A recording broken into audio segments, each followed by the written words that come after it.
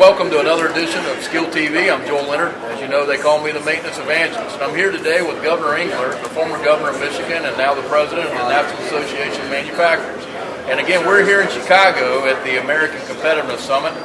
And it's quite an honor to have Governor Engler to grace our program here and share some of his perspectives on skills development and what we can do to advance our culture and our Thanks very much, Joel. Good to be with you. Good to have you. So, what are some of your thoughts and perspectives of what you've seen? And since you're involved in this really trumpeting and getting awareness out there, even more so than anybody I know of, getting our country and our government leaders and our business leaders and educators to realize the quagmire of problems that we're facing, and if we don't have any action, the really challenges we're going to see is going to be really disastrous if we don't make some serious adjustments. So, well, you've got to feel good to be in charge of Skill TV and then having panels talk repeatedly about the need for a skilled workforce as an important part of how America competes.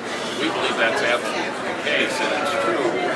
Today in manufacturing, people point places, top line manufacturing jobs.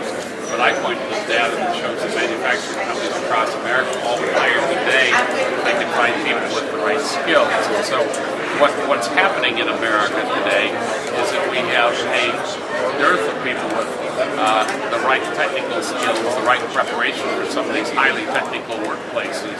We're probably today with a surplus of just workers who would like to go to work, but maybe aren't trained. And so I think it's a sort of a two-part problem. If we focus just on workforce, we've got to get the young people coming up out of the schools. Get the pipelines. The pipeline's got to understand you got to stay in school.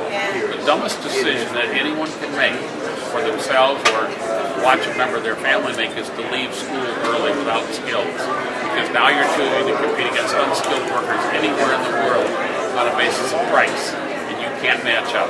We can't compete that way. We can, however, continue to develop our young people and our talent, training and skills and preparation for their jobs in the future. Those jobs in workplaces today, you need to be able to compute, you need to be able to communicate, you need to be able to do oftentimes things that have an understanding of science in them. So it matters. And then on the sort of what I'd say the other end of that spectrum are the people with the high-tech, high skills. That community is also a very, very important community, and that's where our universities, our graduate programs, we need more people to consider science, technology, engineering, mathematics. Green countries around the world, we need to give a green card to keep them here. We need immigration laws to work so the very best people in the world still say, I can come to the U.S. It's the best environment. I want to be here.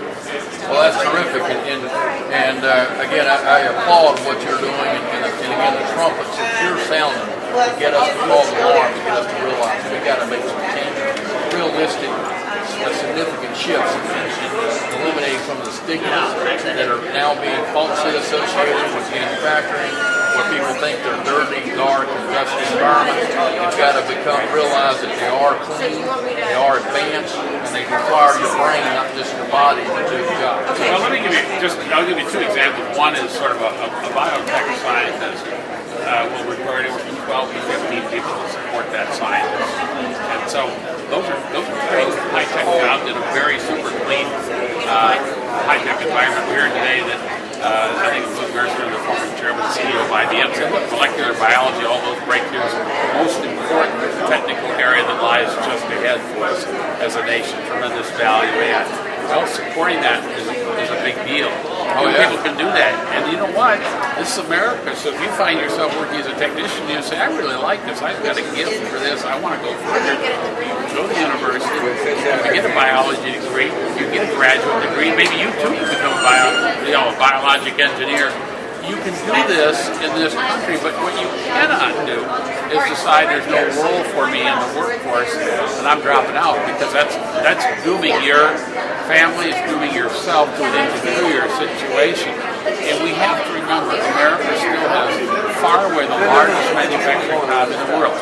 Sometimes people get carried away and say, oh, it's so negative, the manufacturing's gone, it's not going to be part of America's future. we're far and away the largest, much bigger than number 2, not China, but Japan. So the opportunities are still there, but they're changing, they're evolving, and it's different. And the point you just brought up is similar to what I said in the Senate chambers, is that, these aren't dead-end jobs. These are pathways, and these aren't middle jobs, as they call a lot of the technician-level jobs, aren't necessarily destinations. These are a lot of people that have gotten developed, have became entrepreneurial, set up their own crews, set up their own electrical functions, set up their own plumbing team, and they actually became millionaires. And the new generations can do the same, and they need to realize that academic is important, but discernible skills and having output and actually contributing is equally important.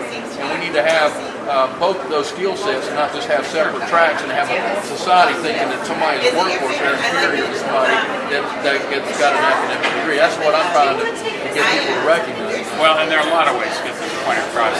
I grew up on a farm. Agriculture today is a very different kind of activity. It's not about hopping on a tractor and heading out with some, plows and discs and getting, you're now working with computers. You're measuring soils. You're applying fertilizer with sophisticated planters, more in some soils, less in others. You're putting seed depth down at one level, one place, and maybe less at another. There's a whole host of different things that you're doing. You're putting often complicated pesticides or insecticides on, and you're doing that. I mean, it's all different. It's still farming. Yeah. It's still agriculture. It's still raising your crops. And it's not that it's a less. I can't believe, everybody thinks we're in the information age. Well, you got to totally abandon the manufacturing. You got to totally abandon agriculture. No, they're all integral components to our whole society. Manufacturing today drives so much in Silicon Valley because manufacturing is where you apply the technology that somebody's thinking up or creating. You look at the complicated logistics systems that a FedEx today, they get a lot of focus because we want to be able to package across the country and the world. They can tell us where it is at any point in time. But they're also shipping boxes of semiconductors for the different markets in the world. They're shipping high-value components. And in the past, we might have put those in the mail and tried to put them on a truck. We didn't know when they were coming. We didn't, And today we can know that they're here and be able to put them to use and have an inventory levels. We don't have to carry a huge warehouse.